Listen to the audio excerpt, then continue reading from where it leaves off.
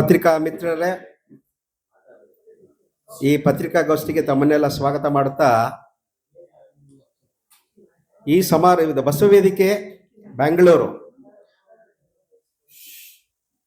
ಈ ವರ್ಷದ ಬಸವ ಜಯಂತಿ ಕಾರ್ಯಕ್ರಮ ಹಾಗೂ ಬಸವಶ್ರೀ ಮತ್ತು ವಚನ ಸಾಹಿತ್ಯ ಶ್ರೀ ಪ್ರಶಸ್ತಿ ಪ್ರದಾನ ಸಮಾರಂಭ. ಈ ಸಮಾರಂಭವನ್ನು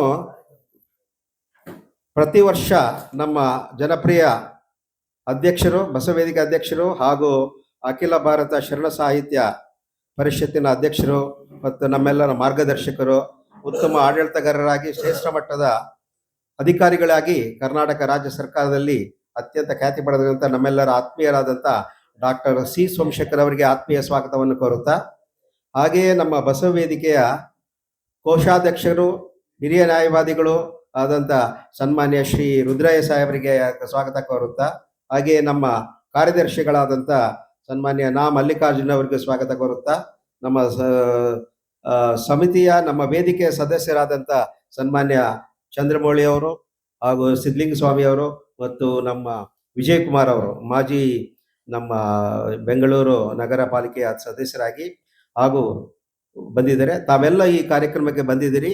ಈ ಕಾರ್ಯಕ್ರಮದ ವಿವರಗಳನ್ನು ನಮ್ಮ ಅಧ್ಯಕ್ಷರಾದಂಥ ಡಾಕ್ಟರ್ ಸಿ ಸೋಮಶೇಖರ್ ಅವರು ಹೇಳ್ತಾ ಇದ್ದಾರೆ. ನಾನು ಕಾರ್ಯದರ್ಶಿಯಾಗಿದ್ದೀನಿ. ನಮಸ್ಕಾರ. ನಮಸ್ಕಾರ. ವಿಶೇಷವಾಗಿ ಪತ್ರಿಕಾ ಮಿತ್ರರಾದ ತಮಗೆ ಮೊದಲು ಸ್ವಾಗತವನ್ನು ಬಯಸ್ತೇನೆ. ಏಕೆಂದರೆ ತಮ್ಮನ್ನು ಆಹ್ವಾನಿಸಿ ಇಲ್ಲಿ ಕರೆಸಿರೋದ್ರಿಂದ ನಿಮಗೆ ನಾವು ಮೊದಲು ಸ್ವಾಗತ ಕೊಡಬೇಕು. ನನ್ನ ಜೊತೆಯಲ್ಲಿ ನಮ್ಮ ಹಿರಿಯರಾದ ಕೋಶಾಧ್ಯಕ್ಷ ರುದ್ರಯ್ಯನವರಿದ್ದಾರೆ, ಸನ್ಮಾನ್ಯ ಚಂದ್ರಮೌಳಿ ಇದ್ದಾರೆ. 1991ರಲ್ಲಿ ಬಸವ ವೇದಿಕೆ ಪ್ರಾರಂಭ ಆಯಿತು. ಆ ಸಂದರ್ಭದಲ್ಲಿ ಬಸವ ಜಯಂತಿಯನ್ನು ಹೆಚ್ಚು ಆಚರಿಸುವಂತಹ ಒಂದು ಪದ್ಧತಿಯನ್ನು ನಾನಂತೂ ಕಂಡಿರಲಿಲ್ಲ. 3.5 ದಶಕಗಳ ಹಿಂದಿನ ಮಾತು. ಬಸವಣ್ಣನವರನ್ನು ಅವರವರ ಮನೆಗಳಲ್ಲಿ ಪೂಜೆ ಮಾಡೋ ಮೂಲಕ ಆಚರಣೆ ಮಾಡ್ತಾಯಿದ್ರು. ಬಸವ ಪುತ್ಥಳಿಯನ್ನು, ಮೂರ್ತಿಯನ್ನು ಅಥವಾ ಭಾವಚಿತ್ರವನ್ನು ಇಟ್ಟು. ನಾನೊಮ್ಮೆ ಯೋಚನೆ ಮಾಡಿ, ಈ ಬಸವಣ್ಣ ಇಡೀ ವಿಶ್ವದ ದಾರ್ಶನಿಕ ಮಹಾನ್ ವ್ಯಕ್ತಿ, ಮಾನವತಾವಾದಿ ಬಸವಣ್ಣನವರನ್ನ ನಾವು ಮನೆಗಳ ಅಷ್ಟಕ್ಕೆ ಸೀಮಿತಗೊಳಿಸಬೇಕೆ?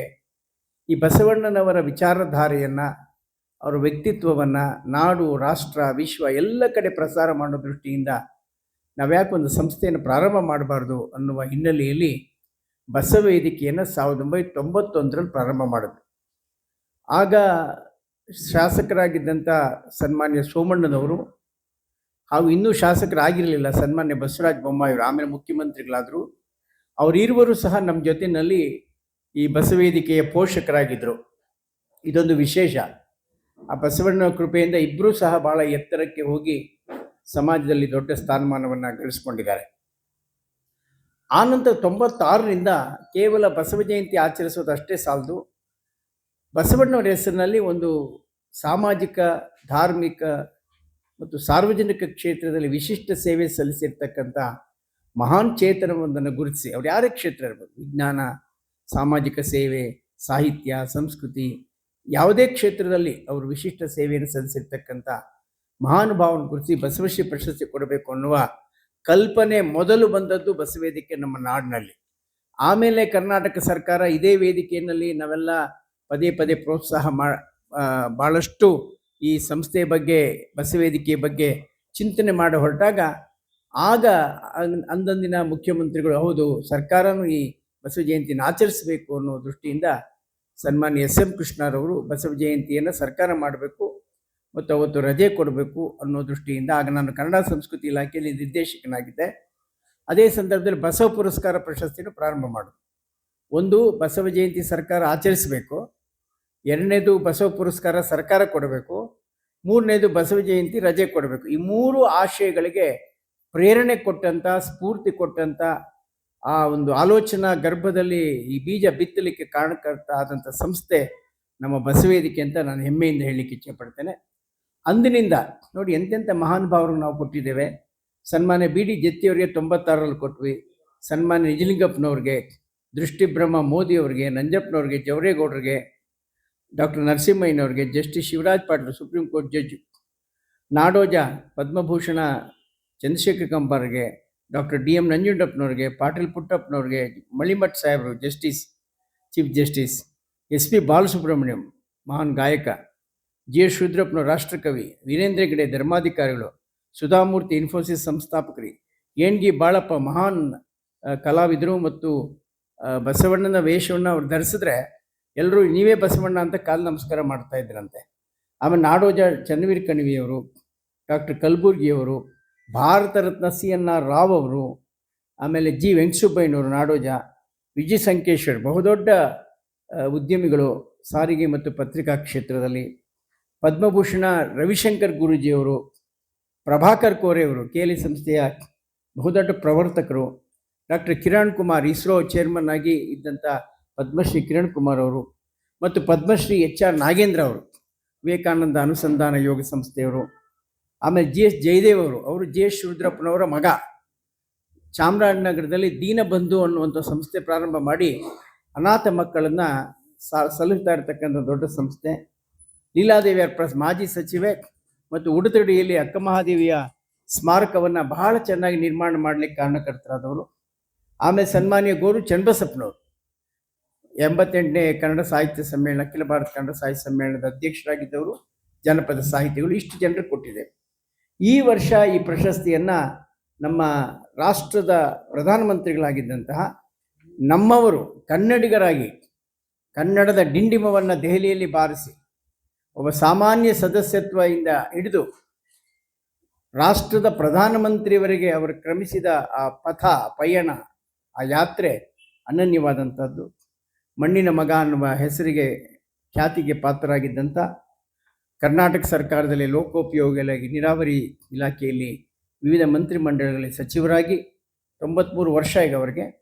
ಈ ಸಂದರ್ಭದಲ್ಲಿ ಅವರು ನಮ್ಮ ಕನ್ನಡದ ಬಾವುಟವನ್ನು ದೆಹಲಿಯಲ್ಲಿ ಕೆಂಪುಕೋಟೆಯಲ್ಲಿ ಹಾರಿಸಿದಂಥ ಮಹಾನ್ ವ್ಯಕ್ತಿಯನ್ನು ಈ ಬಾರಿ ನಾವು ಆಯ್ಕೆ ಮಾಡಿ ಸನ್ಮಾನ್ಯ HD ದೇವೇಗೌಡರವರಿಗೆ ನಾವು ವಿಶಿಷ್ಟವಾದ ಪ್ರತಿಷ್ಠಿತವಾದ ಬಸವಶ್ರೀ ಪ್ರಶಸ್ತಿಯನ್ನು ಕೊಡ್ತಾ ಇದ್ದೇವೆ. ಮತ್ತು ಪ್ರತಿ ವರ್ಷ ನಾವು ವಚನ ಸಾಹಿತ್ಯ ಶ್ರೀ ಪ್ರಶಸ್ತಿಯನ್ನು ಕೊಡ್ತಾ ಬಂದಿದ್ದೇವೆ. ಅದರ ಪಟ್ಟಿಯನ್ನು ತಾವು ನೋಡಬಹುದು. ಅದರಲ್ಲಿ CP ಕೃಷ್ಣಕುಮಾರ್ ಅವರಿಂದ ಹಿಡಿದು ಸನ್ಮಾನ್ಯ ವಿದ್ಯಾಶಂಕರ್ ಅವರು, ಸನ್ಮಾನ್ಯ ಚಿದಾನಂದ ಮೂರ್ತಿಯವರು, ಗುಂಜಾಳ್ರವರು, ರಂಜಾನ್ ದರ್ಗಾ, ಸಾಶಿ ಮರಳಯ್ಯ, ಲೀಲಾದೇವಿ, ಅಜಯ್ ಕುಮಾರ್ ಸಿಂಗ್, ಜಯಶ್ರೀ ದಂಡೆ, ಲತಾ ರಾಜಶೇಖರ್, ಜಯರಾಜಶೇಖರ್, ಕಸ್ತೂರಿ ಶಂಕರ್, ವೀಣಾ ಬನ್ನಂಜೆ, ಮಂಗಳಾ ಪ್ರಿಯದರ್ಶಿ, ಇಂಥ ಅನೇಕ ಮಹಾನುಭಾವರಿಗೆ ಫಗು ಅಳಕಟ್ಟಿ ಸಂಸ್ಥೆಗೂ ಕೊಟ್ಟಿದ್ದೇವೆ. ಹೀಗೆ ಒಂದು ಸಾರ್ವಜನಿಕ ಕ್ಷೇತ್ರದ ಸಾಧಕರಿಗೆ ಬಸವಶ್ರೀ ಪ್ರಶಸ್ತಿ, ವಚನ ಸಾಹಿತ್ಯದಲ್ಲಿ ವಿಶೇಷವಾದ ಕೃಷಿ ನಡೆಸಿದಂಥ, ಅದು ಸಂಗೀತ ಪ್ರಾಕಾರ ಇರ್ಬೋದು, ಸಾಹಿತ್ಯ ಇರ್ಬೋದು, ನೃತ್ಯ ಇರ್ಬೋದು, ಈ ಕ್ಷೇತ್ರದಲ್ಲಿ ವಚನ ಸಾಹಿತ್ಯ ಪ್ರಸಾರ ಮಾಡಿದಂಥವ್ರಿಗೆ ವಚನ ಸಾಹಿತ್ಯ ಪ್ರಶಸ್ತಿಯನ್ನು ಕೊಡ್ತಾ ಬಂದಿದ್ದೇವೆ. ಈ ವರ್ಷ ಈ ಪ್ರಶಸ್ತಿಯನ್ನು ನಮ್ಮ ನಾಡು ಮತ್ತು ರಾಷ್ಟ್ರ ಕಂಡಂಥ ಒಬ್ಬ ಶ್ರೇಷ್ಠ ಶಿಕ್ಷಣ ತಜ್ಞ, ಮಹಾನ್ ಇನ್ಸ್ಪಿರೇಷನಲ್ ಸ್ಪೀಕರ್ ಅಂತ ಹೆಸರಾಗಿರುವಂಥ ಮಹಾನ್ ವಾಗ್ಮಿ ಮತ್ತು ಅನೇಕ ವಿಶ್ವವಿದ್ಯಾನಿಲಯಗಳಿಗೆ ಮಾರ್ಗದರ್ಶಕರಾಗಿ ಆಡಳಿತ ಸಲಹೆಗಾರರಾಗಿ ಇರತಕ್ಕಂಥ ಡಾಕ್ಟರ್ ಗುರುರಾಜ್ ಕರ್ಜಗಿಯವರನ್ನ, ಅವರ ಕರುಣಾಳು ಬಾ ಬೆಳಕೆ ಅನ್ನುವ ಕೃತಿ ಅನನ್ಯವಾದಂಥದ್ದು. 3500 ಅಂಕಣಗಳನ್ನು ಅವರು ಬರೆದಿದ್ದಾರೆ. ಬಹಳ ದೊಡ್ಡ ಸಾಧನೆ ಅವರದು. ಜೊತೆಗೆ 30ಕ್ಕೂ ಹೆಚ್ಚು ಅಲ್ಲಮಪ್ರಭು, ಅಕ್ಕಮಹಾದೇವಿ, ಬಸವಣ್ಣನವರು ಮತ್ತು ಇನ್ನಿತರ ಶಿವಶರಣರ ಕುರಿತಾದ ಕೃತಿಗಳನ್ನು ರಚಿಸಿದ್ದಾರೆ. ಇಂಥ ಮಹಾನುಭಾವರಿಗೆ ಈ ಪ್ರಶಸ್ತಿಯನ್ನು ಕೊಡ್ತಾ ಇದೆ. ಇದೇ ತಿಂಗಳು 27ನೇ ತಾರೀಕು ಸಂಜೆ 5 ಗಂಟೆಗೆ ನಮ್ಮ ರವೀಂದ್ರ ಕಲಾಕ್ಷೇತ್ರದಲ್ಲಿ ಮುಂದಿನ ಸೋಮವಾರ ಈ ಸಮಾರಂಭ ನಡೆಯಲಿದೆ. 4:15 ಅವತ್ತು ಪ್ರಖ್ಯಾತ ಗಾಯಕಿ ಶ್ರೀಮತಿ ಪಾವನಿ ಕಾಶಿನಾಥ್ ಅವರಿಂದ ವಚನ ಗಾಯನ ಇದೆ. ಈ ಸಮಾರಂಭದ ದಿವ್ಯ ಸಾನ್ನಿಧ್ಯವನ್ನು ನಮ್ಮ ಮಾರ್ಗದರ್ಶಕರು ಮತ್ತು ವಿಶೇಷವಾಗಿ ನಮ್ಮ ನಾಡು ರಾಷ್ಟ್ರದ ಧಾರ್ಮಿಕ, ಸಾಮಾಜಿಕ, ಮಾನವೀಯ ಸೇವಾ ಕ್ಷೇತ್ರದ ಮಹಾನ್ ಚೇತನ, ಧಾರ್ಮಿಕ ಚೇತನ, ಸುತ್ತೂರು ಮಠದ ಪರಮಪೂಜ್ಯ ಶಿವರಾತ್ರಿ ದೇಶಿಕೇಂದ್ರ ಮಹಾಸ್ವಾಮಿಗಳು ಸಾನ್ನಿಧ್ಯವನ್ನು ವಹಿಸಿಕೊಳ್ತಾರೆ. ಅಧ್ಯಕ್ಷತೆ ವಹಿಸಿ ಬಸವಶ್ರೀ ಪ್ರಶಸ್ತಿಯನ್ನು ಪ್ರಸ್ತುತ ಸಂಸದರು ಮತ್ತು ಮಾಜಿ ಮುಖ್ಯಮಂತ್ರಿಗಳು ಆದಂಥ ನಮ್ಮೆಲ್ಲರ ಮಾರ್ಗದರ್ಶಕರಾದ ಸನ್ಮಾನ್ಯ ಬಸವರಾಜ ಬೊಮ್ಮಾಯಿಯವರು ಅಧ್ಯಕ್ಷತೆ ವಹಿಸಿ ಬಸವಶ್ರೀ ಪ್ರಶಸ್ತಿ ಕೊಡ್ತಾರೆ. ಅದೇ ರೀತಿಯಲ್ಲಿ ಬಸವೇದಿಕೆಯ ಪ್ರಾರಂಭದಿಂದಲೂ ನಮ್ಮ ಜೊತೆಯಲ್ಲಿರುವಂಥ ನಮ್ಮ ನೆಚ್ಚಿನ ನಾಯಕರು, ಪ್ರಸ್ತುತ ಕೇಂದ್ರದ ಜಲಶಕ್ತಿ ಮತ್ತು ರೈಲ್ವೆ ಖಾತೆಯ ರಾಜ್ಯ ಸಚಿವರಾದ ಸನ್ಮಾನ್ಯ ವಿ ಸೋಮಣ್ಣನವರು ಸಮಾರಂಭವನ್ನು ಉದ್ಘಾಟನೆ ಮಾಡಲಿದ್ದಾರೆ.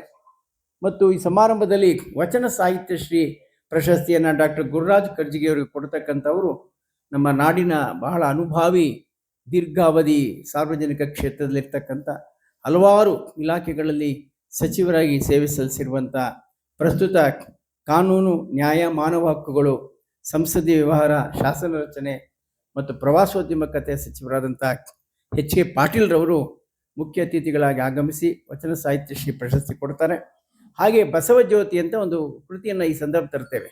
ಇದು ಇದುವರೆಗೆ ಯಾರ್ಯಾರಿಗೆ ನಾವು ಬಸವಶ್ರೀ ಕೊಟ್ಟಿದ್ದೀವಿ ಅವರ ಪರಿಚಯಾತ್ಮಕ ಒಂದು ಕೈಪಿಡಿ, ಒಂದು ವಿಶೇಷ ಸಂಚಿಕೆಯನ್ನು ನಮ್ಮ ಕರ್ನಾಟಕ ಸರ್ಕಾರದ ಹೆಮ್ಮೆಯ ಮಂತ್ರಿ, ಮಹಿಳಾ ಮತ್ತು ಮಕ್ಕಳ ಅಭಿವೃದ್ಧಿ, ವಿಕಲಚೇತನ ಮತ್ತು ಹಿರಿಯ ನಾಗರಿಕರ ಸಬಲೀಕರಣ ಸಚಿವೆ ಶ್ರೀಮತಿ ಲಕ್ಷ್ಮೀ ಹೆಬ್ಬಾಳ್ಕರ್ ಆ ಕೃತಿಯನ್ನು ಬಿಡುಗಡೆ ಮಾಡಲಿದ್ದಾರೆ. ನಾನು ಅಧ್ಯಕ್ಷನಾಗಿ ಸ್ವಾಗತ ಮತ್ತು ಪ್ರಾಸ್ತಾವಿಕ ಮಾತನಾಡಲಿದ್ದೇನೆ. ನಗದು ಇಲ್ಲ ನಮ್ಮಲ್ಲಿ. ಒಂದು ವಿಶೇಷವಾದಂಥ ಬಸವಣ್ಣನವರ ಪುತ್ಥಳಿ ಕೊಡ್ತೇವೆ, ಅತ್ಯಾಕರ್ಷಕವಾದಂಥ ಒಂದು ಸ್ಮರಣ ಫಲಕವನ್ನು ಕೊಡ್ತೇವೆ ಮತ್ತು ಅವರ ಸಾಧನೆಯನ್ನು ಬಣ್ಣಿಸುವಂತಹ ಸುಂದರವಾದಂಥ ಒಂದು ಸ್ಮರಣಿಕೆಯನ್ನು ಕೊಡೋದ್ರ ಜೊತೆಗೆ ಒಂದು ಅನನ್ಯವಾದಂತಹ ಕೃತಜ್ಞತೆಯನ್ನು ಸಲ್ಲಿಸ್ತಕ್ಕಂಥದ್ದು. ವಚನ ಸಾಹಿತ್ಯ ಶ್ರೀಗೆ ನಾವು ಒಂದು ಚಿಕ್ಕ ನಗದು ಬಹುಮಾನ ಇಟ್ಟಿದ್ದೇವೆ, 10,000 ರೂಪಾಯಿ. ಯಾಕೆಂದರೆ ಅವರ ಸಾಹಿತ್ಯ, ಸಂಸ್ಕೃತಿ, ಕಲೆಯಲ್ಲಿ ಇರ್ತಕ್ಕಂಥವ್ರಿಗೆ ಅನುಕೂಲ ಆಗಲಿ ಅಂತ. ಬಸವಶ್ರೀನ ಆಯ್ಕೆ ಮಾಡೋರೆಲ್ಲರೂ ಸಹ ಮಹಾನ್ ಸಾಧಕರಿರ್ತಾರೆ. ಅವರನ್ನು ನಾವು ಯಾವುದೇ ಇಂತಿಷ್ಟು ಹಣವನ್ನು, ನಗದನ್ನು ಕೊಟ್ಟು ಅವರಿಗೆ ಪ್ರಶಸ್ತಿ ಕೊಡೋದು ಸೂಕ್ತ ಅಲ್ಲ ಅನ್ನೋ ಹಿನ್ನೆಲೆಯಲ್ಲಿ ನಮ್ಮ ಬಸವಶ್ರೀಗೆ ನಗದು ಪ್ರಸಾರ ಇರೋದಿದೆ. ಬೆಂಗಳೂರಿನ ಪ್ರತಿಷ್ಠಿತ ಸಂಸ್ಥೆ ಬಸವ ವೇದಿಕೆ ಆಚರಿಸಿರ್ತಕ್ಕಂಥ ಬಸವ ಜಯಂತಿ ಹಾಗೂ ಪ್ರಶಸ್ತಿ ಪ್ರದಾನ ಸಮಾರಂಭದ ಬಗ್ಗೆ ಭಾಳ ಸವಿಸ್ತಾರವಾಗಿ ನಮ್ಮ ಅಧ್ಯಕ್ಷರು ತಮಗೆ ತಿಳಿಸಿದ್ದಾರೆ. ತಾವೆಲ್ಲರೂ ದಯಮಾಡಿ ಇದರ ಬಗ್ಗೆ ಪ್ರಚಾರವನ್ನು ಕೊಟ್ಟು ಹಾಗೂ ಅಂದಿನ ಕಾರ್ಯಕ್ರಮದ ಬಗ್ಗೆ ತಾವೆಲ್ಲರೂ ಪ್ರಸಾರ ಮಾಡಬೇಕು ಅಂತ ಇನ್ನೊಮ್ಮೆ ಕೇಳಿಕೊಂಡು, ಈ ಕಾರ್ಯಕ್ರಮಕ್ಕೆ ಭಾಗವಹಿಸಿದ ತಮ್ಮೆಲ್ಲರಿಗೂ ಸಹ ನಮ್ಮ ಬಸವ ವೇದಿಕೆಯಿಂದ ಧನ್ಯವಾದಗಳನ್ನು ಅರ್ಪಿಸ್ತಾ ಇದ್ದೀನಿ. ನಮಸ್ಕಾರ.